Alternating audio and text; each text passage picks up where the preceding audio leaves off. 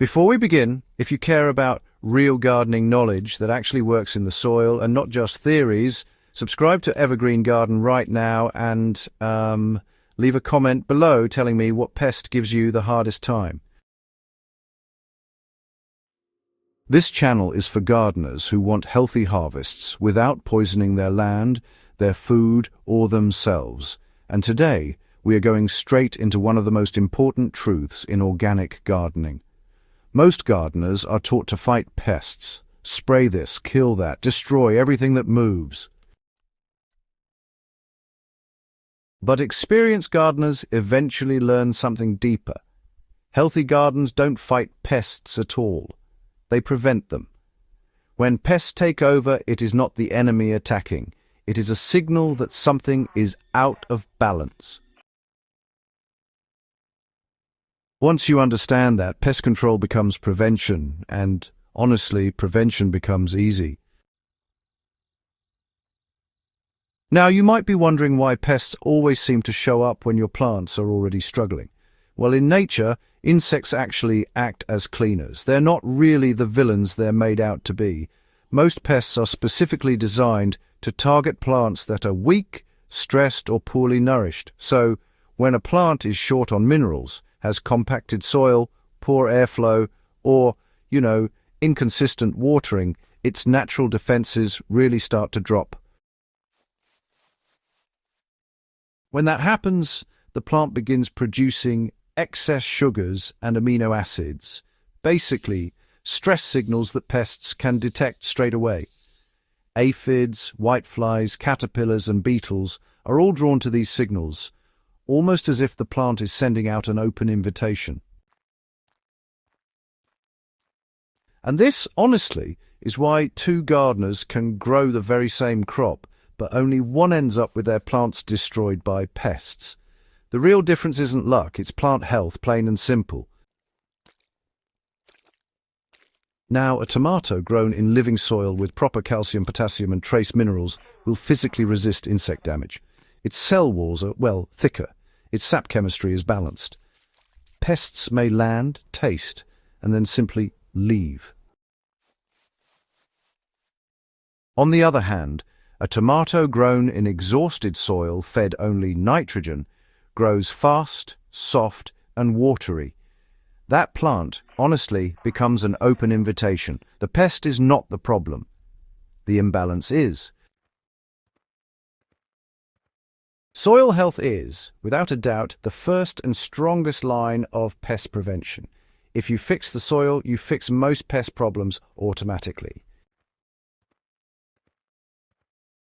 Healthy soil is, a live soil. It contains bacteria, fungi, protozoa, nematodes, and earthworms, all working together. This soil food web, you see, feeds plants slowly and completely. A practical starting ratio for soil health is, honestly, quite simple. For every planting bed, aim for roughly 60% mineral soil, 30% well-finished compost, and 10% aeration material like sand, rice husks, or decomposed leaves. This balance allows roots to breathe, microbes to thrive, and nutrients to stay available. Compost is not fertilizer. Compost is, in fact, insurance. When you apply compost at a rate of 1 inch on top of the soil every season, you introduce, billions of beneficial organisms. These organisms outcompete disease-causing microbes and help plants absorb nutrients efficiently. A plant that absorbs nutrients properly does not leak stress signals to pests. Even before you think about sprays or remedies, it's best to build soil that feeds plants fully. Diversity in the garden keeps pests confused and controlled. Monocropping, on the other hand, is basically an invitation to pests. When you plant one crop in large blocks, you create a buffet with no obstacles. Pests thrive on predictability. Polyculture breaks that pattern. When you mix crops, herbs, flowers, and native plants, pests struggle to locate their host plants. while beneficial insects find shelter and food. A simple example is planting basil, marigold, and onions among tomatoes. Basil disrupts pest scent trails. Marigolds confuse soil pests and nematodes. Onions repel soft-bodied insects. The ratio does not need to be complicated. For every 3 tomato plants, include at least 1 companion plant within arm's reach. This alone can reduce pest pressure by more than half over a season. Flowering plants like dill, coriander, fennel, and alyssum attract predatory insects such as lady beetles, lacewings, and parasitic wasps. These predators do the pest control for you.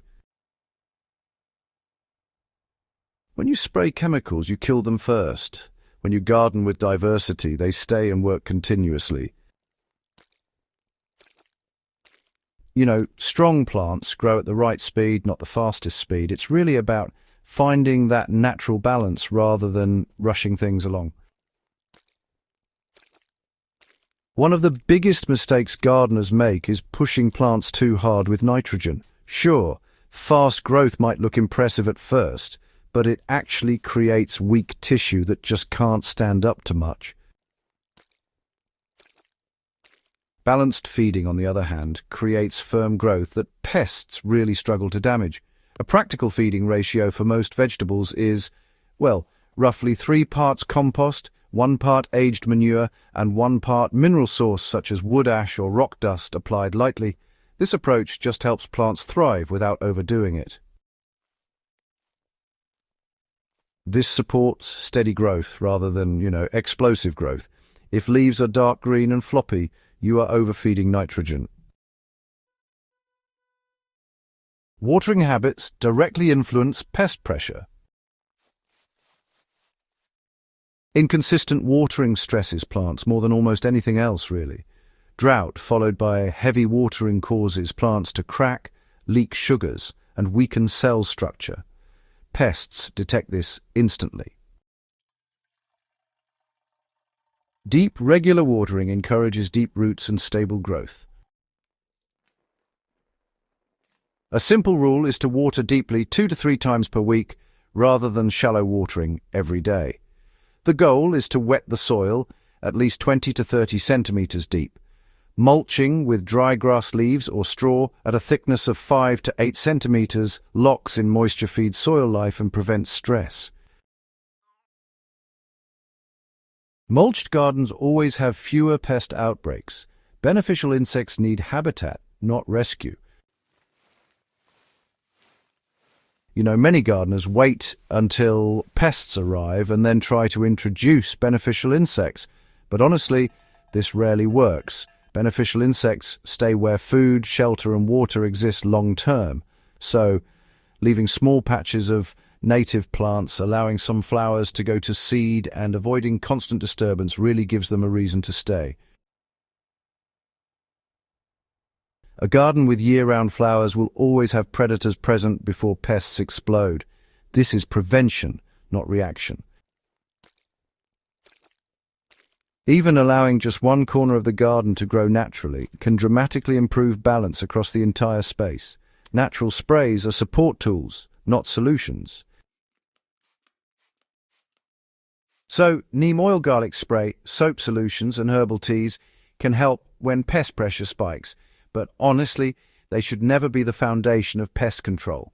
Sprays are temporary. Health is permanent. When sprays are used, they should support plant recovery while soil and balance are being restored. If using neem oil, a safe ratio is 5 milliliters per liter of water with a few drops of mild soap as an emulsifier. Apply in the early morning or late evening to avoid harming beneficial insects. But remember, if sprays are needed constantly, something deeper is wrong. Observation replaces panic in a healthy garden. Experienced gardeners do not panic when they see insects. They observe patterns. A few aphids are normal. A few holes in leaves are normal. Outbreaks happen when balance is lost. Walk your garden daily. Look under leaves.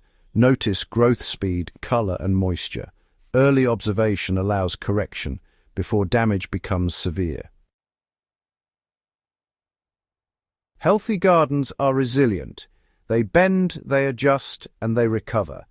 When prevention becomes your strategy, pests lose their power over you.